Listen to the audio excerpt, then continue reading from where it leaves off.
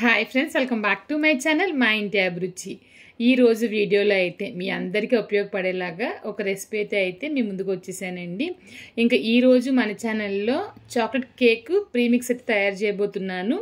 ఇది వచ్చి మీరు తయారు చేసి పెట్టారంటే కనుక మీకు ఎప్పుడు కావాలితే అప్పుడు కేక్ అయితే తయారు చేసి మీ పిల్లలకి అయితే ఇచ్చేయచ్చండి. చాలా బాగుంటుంది, చాలా ఈజీ కూడా అన్నమాట. నేనైతే చాలా వరకు ఈ విధంగానే చేసి పెడతాను.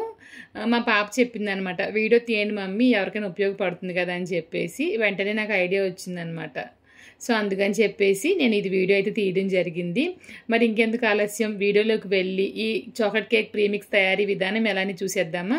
వీడియోలోకి వెళ్ళే ముందు చిన్న రిక్వెస్ట్ అండి, మీరు కనుక మొదటిసారిగా మన ఛానల్లో వీడియోలు చూస్తున్నవారు మన ఛానల్లోని వీడియోలు మీకు నచ్చినట్లయితే కనుక ప్లీజ్ మన ఛానల్ని సబ్స్క్రైబ్ చేయండి.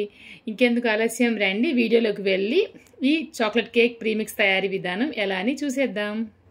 ఒక గిన్నె తీసుకున్నాను, అది అసలు తడిగా ఉండకూడదు అనమాట. దీంట్లో 1 కప్పు మైదా వేస్తున్నాను. మైదాకి బదులుగా మీరు గోధుమ పిండి కూడా వాడచ్చు. తర్వాత 3/4 కప్పు పంచదార వేస్తున్నాను.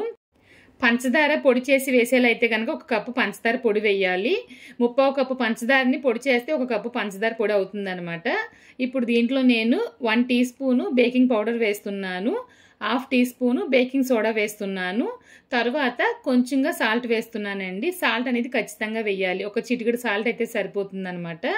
వేసిన తర్వాత దీంట్లో వచ్చేసి వెనీలా పౌడర్ కూడా వేసుకోవచ్చు, అమెజాన్లో దొరుకుతుంది. అదేంటని నేను వివరంగా చెప్తాను. ఇప్పుడు దీంట్లో నేను 1/4 కప్పు కోకో పౌడర్ వేసాను. వేసి వీటన్నిటిని బాగా కలపాలన్నమాట. మనం కేక్స్కి వెనీలా ఎసెన్స్ ఎలా ఉపయోగిస్తామో అదే విధంగా వెనీలా ఎసెన్స్ పౌడర్ అనేది దొరుకుతుందన్నమాట. ఇటువంటి ప్రీమిక్స్ తయారు చేసేటప్పుడు మనం పౌడర్ చేసి స్టోర్ చేసుకోవచ్చు.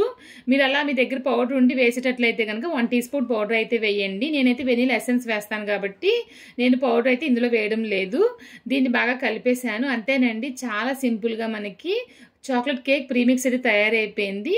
ఇంకా దీన్ని ఎన్ని రోజులు స్టోర్ చేయాలనేది చూద్దామండి. మామూలుగా అయితే 1 ఇయర్ అయినా పాడవకుండా ఉంటుంది. కాకపోతే ఏంటంటే మనం 1 ఇయర్ వరకు దాచకూడదు అనమాట. ఎందుకంటే బేకింగ్ పౌడర్లో కానివ్వండి, కోకో పౌడర్లో కానివ్వండి, లేదంటే కనుక మైదాలో కానివ్వండి, బేకింగ్ సోడాలో కానివ్వండి, మనకి మ్యానుఫ్యాక్చరింగ్ డేట్ ఉంటుంది కదా. బేకింగ్ పౌడర్ అంతా నేను 2 నెలలే ఉపయోగిస్తాను అనమాట. అందుకని చెప్పేసి ఒక్కొక్క దానికి ఒక్కొక్క డేట్ మారిపోతూ ఉంటుంది. అందుకని మీరు 1 నెలకి 2 నెలలకి సరిపడేలా మీరు ప్రీమిక్స్ తయారు చేసి పెట్టుకుని దాన్ని బట్టి మీరు ఉపయోగించండి. బాగా కలిపేసిన ఈ చాక్లెట్ ప్రీమిక్స్ని వచ్చేసి ఈ విధంగా గాజు బాటిల్లో అయితే వేస్తున్నానండి. గాజు బాటిల్లో కానివ్వండి, లేదంటే కనుక గిన్నెలో కానివ్వండి, కొంచెం కూడా తడి లేకుండా చూసుకోవాలన్నమాట. ఇది మీరు బయటైనా స్టోర్ చేసుకోవచ్చు, కావాలనుకుంటే ఫ్రిడ్జ్లో కూడా స్టోర్ చేసుకోవచ్చు. నేను ముందే చెప్పినట్లు మీరు మరీ ఎక్కువ రోజులకు కాకుండా 1-2 నెలలకి సరిపడేలాగా మీరు ఈ ప్రీమిక్స్ అనేది తయారు చేసి స్టోర్ చేసుకోవచ్చు అనమాట.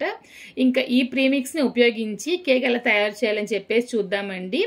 అది కూడా ఓవెన్ లేకుండా స్టవ్లో ఎలా చేయాలని చెప్పేసి నేను చూపించబోతున్నాను. చాలామందికి ఓవెన్ ఉండదు కదా, ఇంట్లో ఎలా చేయాలని చెప్పేసి ఆలోచిస్తూ ఉంటారు. వారి కోసమే ఈ వీడియో అనమాట.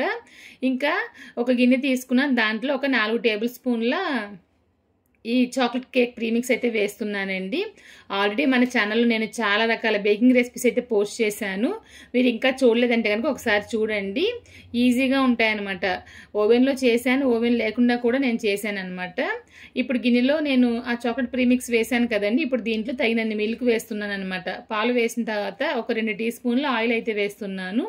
మీరు బటర్ కావాలంటే బటర్ కూడా వేసుకోవచ్చు. ఆయిల్ అయితే ఫ్లేవర్ లేని ఆయిల్ లాంటిది వేయాలన్నమాట.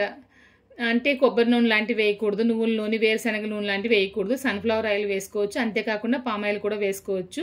తర్వాత దీంట్లోనే 1/4 టీ స్పూన్ వెనీలా ఎసెన్స్ వేసాను. వేసిన తర్వాత బాగా కలపాలండి. మనం పంచదార వేసాం కాబట్టి కొంచెం కరగడానికి సమయం అనేది పడుతుంది అనమాట. అందుకని బాగా కలుపుతూ ఉండాలి. ఒకేసారి ఎక్కువ పాలు పోయకుండా మనకి దోశ బ్యాటర్ ఏ విధంగా ఉంటుంది ఆ విధంగా వచ్చేలా అయితే బ్యాటర్ కలిపేసి పెట్టేశాను. చివరిగా కొంచెం అంటే ఒక 2 చుక్కలకి లెమన్ జ్యూస్ అయితే వేస్తున్నానండి. వేసి మళ్ళీ బాగా కలుపుతున్నాను. అంతేనండి, మనకి కేక్ బ్యాటర్ అయితే తయారైపోయింది. ఇప్పుడు దీన్ని నేను ఒక చిన్న ట్రేలో అయితే వేస్తున్నాను. ఈ ట్రే వచ్చేసి 4 ఇంచెస్ ట్రే అనమాట. చాలా చిన్నది. నా దగ్గర చాలా ట్రేలు ఉంటాయి, దాంట్లో వచ్చేసి ఒక చిన్న ట్రే అయితే నేను తీసి చూపిస్తున్నాను. ఈ విధంగా వేళ్ళ పైన పెట్టి చూపించాను కదా, చాలా చిన్నది అనమాట. దీని లోపల కొంచెంగా ఆయిల్ వేసి బటర్ పేపర్ వేసాను. వేసిన తర్వాత తయారు చేసి ఉంచిన ఈ కేక్ ప్రీమిక్స్ అయితే ఇందులో వేస్తున్నానండి. స్పాచులాతో వచ్చేసి ఆ పిండంతా లాగేయచ్చు. మళ్ళీ ఇంకొక వస్తువు ఎందుకు వేస్ట్ అని చెప్పేసి నేను ఆ విధంగా చేత్తో అయితే వేసేసాను. ఇంకా ప్రీమిక్స్ బాటిల్కి అయితే మూత పెట్టి పక్కన పెట్టేశానండి. ఇందులో కేక్ బ్యాటర్ వేసాం కదా, ఒకసారి 2 సార్లు ట్యాప్ చేశాను. దానిపైన సన్నగా తరిగిన జీడిపప్పు ముక్కలు వేసి దీన్ని అయితే ఇప్పుడు బేక్ చేయాలండి. నేను ఆల్రెడీ చిన్న బిర్యానీ పాట్ వచ్చేసి స్టవ్లో అయితే పెట్టేశాను అనమాట. నేను ఒక పావు గంట సేపు ప్రీహీట్ చేశాను. ఏదైనా ప్రీహీట్ చేయాలి ఖచ్చితంగా. ఇప్పుడు మనం దోశ వేస్తున్నామంటే అట్ల పైన ఏ విధంగా మనం వేడెక్కిన దోశ వేస్తున్నామో అదే విధంగా మనం దేంట్లో బేక్ చేయబోతున్నామో దాంట్లో వచ్చేసి ఒక చిన్న ప్లేట్ కానివ్వండి, లేదంటే చిన్న స్టాండ్ లాంటిది పెట్టేసి వేడి చేయాలన్నమాట. పావు గంట వేడి చేశాను. దాంట్లో ఈ కేక్ బ్యాటర్ ఉన్న ట్రే అయితే లోపల పెట్టేశానండి. క్లోజ్ చేసి 20 నిమిషాలు టైం అయితే సెట్ చేసుకున్నాను. 20 నిమిషాల తర్వాత చూస్తున్నానండి, చాలా పర్ఫెక్ట్గా అయితే కేక్ బేక్ అయిపోయింది. ఇదే ఎగ్ అయితే కనుక త్వరగా అయిపోతుంది అనమాట. ఎగ్లెస్ అనేది ఎగ్తో పోల్చుకుంటే బాగా లేట్ అవుతుంది. ఇప్పుడు నార్మల్గా నేను ఒక 1/2 కిలో కేక్ చేస్తున్నానంటే కనుక ఎగ్లెస్ అనుకోండి ఒక 40 నిమిషాలు అయినా అవుతుంది. అదే ఎగ్తో చేసామంటే కనుక 15 నిమిషాలు 20 నిమిషాల్లోనే అయిపోతుంది అనమాట. ఇంక ఇక్కడ చూసారంటే చాలా పర్ఫెక్ట్గా కేక్ అయితే ఉడికింది కదా. ఇంకా చాలా జాగ్రత్తగా బయటకైతే తీసేస్తున్నానండి. ఇది కంప్లీట్గా చల్లారిన తర్వాత మనం డీమోల్డ్ చేయాలన్నమాట. వేడిగా కూడా తినకూడదు. ఇంకొక విషయం ఏంటంటే, మీరు చాక్లెట్ లావా కేక్ చేయాలనుకుంటే కనుక ఇదే మిక్స్ ఉపయోగించి మీరు కేక్ తయారు చేస్తారు కదా, సగం ఉడికిన తర్వాత మధ్యలో వచ్చేసి మీరు బయట కొనే చాక్లెట్ పెట్టారంటే ఇది మీరు కట్ చేసినప్పుడు మధ్యలో వచ్చేసి లావా కింద ఆ చాక్లెట్ మెల్ట్ అయ్యి వస్తుంది అనమాట. ఆ విధంగా కూడా ఒకసారి ట్రై చేసి చూడండి. ఇంకా మన ఛానల్లో ఈరోజు చాక్లెట్ ప్రీమిక్స్ ఉపయోగించి చాక్లెట్ కేక్ తయారీ విధానం ఎలా అని చూశారు కదండి. అది కూడా ఎగ్లెస్ అనమాట. మీరు ట్రై చేయండి, చాలా ఈజీ అనమాట. నేను ముందే చెప్పినట్లు మన ఛానల్లో చాలా రకాల బేకింగ్ రెసిపీస్ ఉన్నాయి. అంతేకాకుండా ఈ మధ్యనే నేను బేకింగ్ క్లాసెస్ కూడా స్టార్ట్ చేశాను. ఒక క్లాస్ మాత్రమే వీడియో పోస్ట్ చేశాను. ఎవరైనా ఇంకా ఇంట్రెస్ట్గా అడిగితే ఇంకా చేద్దామని చెప్పేసి అయితే అనుకుంటున్నానండి. ఇంకా కేక్ చూసారా, కట్ చేస్తున్నాను, చాలా పర్ఫెక్ట్గా అయితే వచ్చిందనమాట. మీరు ఒకసారి ట్రై చేయండి. ఎలా వచ్చిందనేది నాకు కామెంట్లో చెప్తేనే నాకు కూడా తెలుస్తుంది. ఇంకా ఈరోజు మన ఛానల్లో చాక్లెట్ కేక్ ప్రీమిక్స్ తయారు చేసి ఎప్పుడు కావాలితే అప్పుడు కేక్ తయారు చేసుకునేలాగా ఒక రెసిపీ అయితే చూశారు కదండి.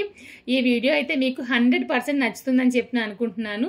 నచ్చితే కనుక మర్చిపోకుండా లైక్ చేయండి. మీరు లైక్ చేస్తేనే ఇంకొక నలుగురికి ఈ వీడియో అనేది వెళ్తుంది అనమాట.